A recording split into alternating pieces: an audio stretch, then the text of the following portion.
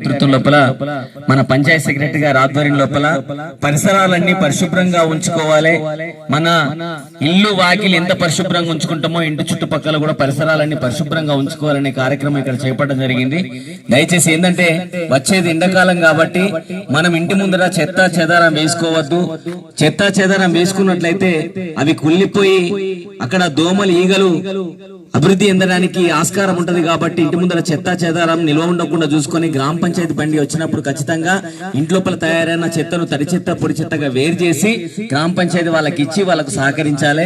ఇంటి ముందర మురికి కాలువలు ఉన్నట్లయితే ఆ మురికి కాలువల లోపల చెత్త చెదారం వేయద్దు. ఏదైనా ప్లాస్టిక్ కవర్లు గాని మిగిలిపోయిన అన్నం గాని ఆహార పదార్థాలను వేసినట్లయితే అవి కుళ్ళిపోయి అక్కడ దోమలు ఈగలు అనేది గుడ్లు పెట్టి వాడి సంతతిని పెంచి అవి మన మీద దాడికి రావడానికి జరుగుతుంది. కాబట్టి అంటే ఈగల అభివృద్ధి ఏంది, మన ఇంట్లోకి వచ్చి మనం తినే ఆహార పదార్థాలు వాడడం వల్ల మనకు కలరా వాంతులు విరోచనాలు అయితే, అదే దోమలు కుట్టడం వల్ల మలేరియా డెంగ్యూ జ్వరాలు వచ్చి ఇంకోటి విష జ్వరాలు. ఇప్పుడు ఇంతకుముందు ఏంటంటే మన చికెన్ గున్యా డెంగ్యూ జ్వరాలు వచ్చి మన మనిషి ఏమైతుందంటే చనిపోయే పరిస్థితి ఉంటది. కాబట్టి దయచేసి ఒకరి విషయాలను గమనించండి. ఫస్ట్ మనకు ఆరోగ్యం ముఖ్యం.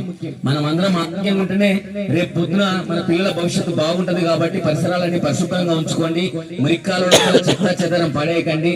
గ్రామ పంచాయతీ వాళ్ళు వచ్చినప్పుడు దయచేసి వాళ్ళకి సహకరించి ఇంట్లోపల తయారైన చెత్త చెదారాన్ని వాళ్ళకి అందించాల్సిన బాధ్యత మీ అందరి మీద ఉందని చెప్పి తెలియజేస్తూ ప్రతి ఒక్కరు కూడా పరిసరాలన్నీ పరిశుభ్రంగా ఉండేందుకు మీరందరూ కృషి చేయాలి. మన గ్రామాన్ని స్వచ్ఛ గ్రామంగా తీర్చిదిద్దడానికి మీ వంతు బాధ్యతగా మీరందరూ పనిచేయాల్సి ఉంటుందని చెప్పి ఈ సందర్భంగా తెలియజేస్తూ ఇంకొక విషయం, ముఖ్య విషయం ఏంటంటే వచ్చేది ఎండాకాలం కాబట్టి నీటిని పొదుపు వాడుకోండి.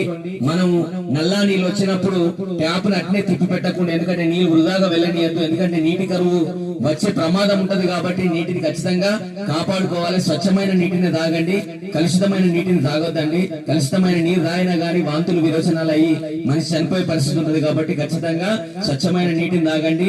ఈ విషయాలన్నీ తెలియజెప్పడానికి జిల్లా కలెక్టర్ ఆఫీస్ నుంచి మన గ్రామానికి రావడం జరిగింది. కాబట్టి కార్యక్రమం లోపల అందరూ పాలు పంచుకోవాలి. ఈ కార్యక్రమాన్ని ఉద్దేశించి మిత్రుడు నీలో నీలో నీళ్ళు నీలో అమ్మా నీళ్ళు నీలో నీలో నీళ్ళు నీళ్ళతోని జీవాలు విడదీయరాని బంధాలు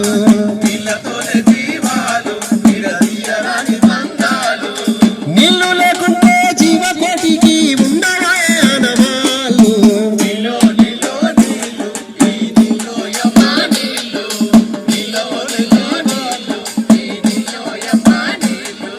పొద్దు పొద్దున లేవంగో నీళ్ళతోనే మొదలవ్వంగో,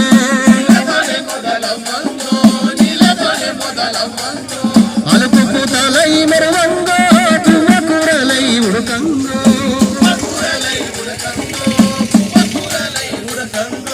ఇంటికి వంటకు పంటకు వంటికి నీళ్ళే దిక్కై సాగంగో. నీలో నీలో నీళ్ళు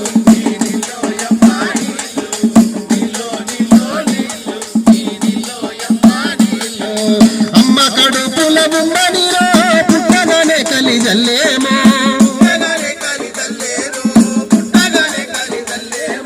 గంగ ముందు నిల్ల కలిసేమో పిక్కని మొక్కి నమ్మేమో,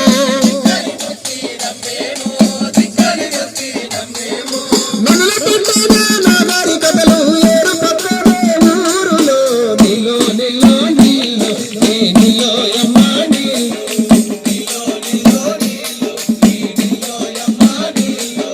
సిరుకుల ఈ వాడగురు రంగో వాగులు వంకలు వారంగో, మన బాగులు వంకలు వారంగో మన మక్కడి అలుగులు దూకంగో,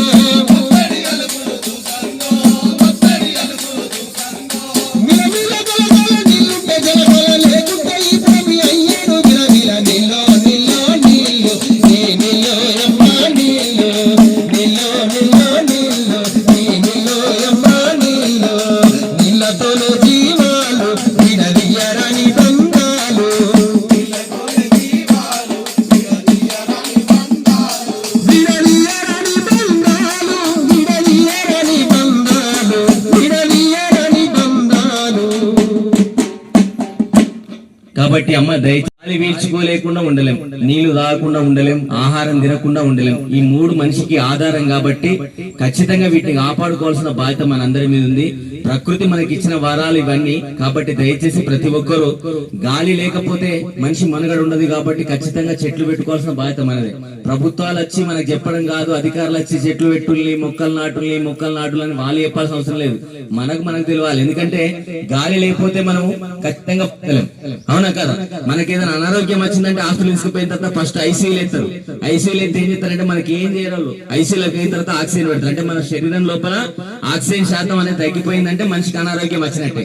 కాబట్టి గాలి శాతం తగ్గకుండా ఉండాలంటే ఖచ్చితంగా మొక్కలు నాటాలి, వాటిని సంరక్షించాలి. మొక్కలు నాటడం వల్ల మాకు ఏం ఉపయోగం అంటే మంచి గాలిని ఇస్తుంది, మంచి నీడనిస్తుంది, పండ్లని ఇస్తుంది, పూలని ఇస్తుంది. రేపు పొద్దున మేఘాలు కరిగించి వర్ష రూపం లోపల నేలకు తీసుకొచ్చే శక్తి కూడా చెట్లకే ఉంటది. కాబట్టి మొక్కలు నాటాలి, వాటిని సంరక్షించుకోవాలి. నీటిని కూడా వృధాగా పోనీయద్దమ్మా. ఏదైనా గానీ మనకు ఫిల్టర్ నీళ్ళే వాడుతాం. అవునా కదా? ఫిల్టర్ నీళ్ళు వాడుతున్నట్టు కారణం ఏంటంటే ఆ నీరు కలుషితమైందంటే కారణం ఎవరంటే మళ్ళీ మనమే. అమ్మ తల్లు ఒక 2 నిమిషాలు ఉండాలి. మనము ఆక్సిజన్ శాతం పెంచుకోవాలంటే మొక్కలు నాటాలి, వాటిని సంరక్షించాలి. కాబట్టి పరిసరాలన్నీ పరిశుభ్రంగా ఉంచుకోండి. ఇంటి ముందర చెత్త చెదరం వేసుకోవద్దు. దయచేసి గ్రామ పంచాయతీ సిబ్బంది వచ్చినప్పుడు మాత్రం ఇంట్లో తయారైన చెత్త చెదరం ఇవ్వాలి. వాళ్ళకు కూడా మనం ఖచ్చితంగా గౌరవం ఇవ్వాల్సిందే. ఎందుకంటే ఇంట్లోపల మనం బీడీలుగా తెరిచిన ఆకు ఉంటది, అదన్నీ ఇంటి ముందర పారేసుకుంటే అది మనకి అనారోగ్యానికి సూచన. కాబట్టి దయచేసి ప్రతి ఒక్కరు మీ ఆరోగ్యాన్ని కాపాడుకోవాలని చెప్పి తెలియజేస్తూ ఈ కార్యక్రమాన్ని నిర్వహించడానికి సహకరించిన పంచాయతీ సెక్రటరీ గారికి, పంచాయతీ సిబ్బందికి మరియు ప్రతి ఒక్కరు విన్న తల్లులందరికీ ప్రతి ఒక్కరికి పేరు పేరున కృతజ్ఞతలు తెలుపు ముగిస్తున్నాం. థ్యాంక్ యూ, ధన్యవాదాలు. ఈ కార్యక్రమాన్ని ఉద్దేశించి మన పంచాయతీ సెక్రటరీ గారు 4 విషయాలు మాట్లాడవలసిందిగా కోరుతున్నాం.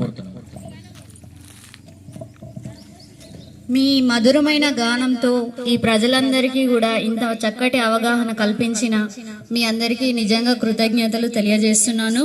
ఈ ప్రజల్లో ఇప్పుడైనా కొంచెం అవగాహన కలిగి మంచిగా, అంటే వీళ్ళు చెప్పిన దానికన్నా కొంచెం ప్రతిఫలంగా మీరు కూడా కొంచెం మారి, అంటే మీ పరిసరాలు మీరు పరిశుభ్రంగా ఉంచుకొని, అట్లాగే గ్రామ పంచాయతీకి కూడా ఎలాంటి ఇబ్బంది కలగకుండా. ఇప్పుడు మీకు ఏదైనా అయిందంటే మీకంటే ఎక్కువ బాధ మాకే ఉంటుంది. అంటే ఊళ్ళో ఇన్ని వ్యాధులు వస్తున్నాయని, అది వస్తుందని మాకు కూడా చాలా ఇబ్బందిగా ఉంటుంది. కాబట్టి మీరు మీ పరిసరాలను పరిశుభ్రంగా ఉంచుతూ ఊరిని కూడా పరిశుభ్రంగా ఉంచాలని ఈ సభాముఖంగా అందరికీ తెలియజేస్తున్నాను. Thank you. ధన్యవాదాలు మేడం చెప్పినట్టు ప్రతి ఒక్కరూ సూచనలు పాటించండి. మీ ఆరోగ్యాన్ని కాపాడుకోండి. ఊరిని స్వచ్ఛ గ్రామంగా తీర్చిదిద్దేందుకు మీరు అందరూ కృషి చేయాలని చెప్పి తెలియజేస్తూ ప్రతి ఒక్కరికి కృతజ్ఞతలు. Thank you.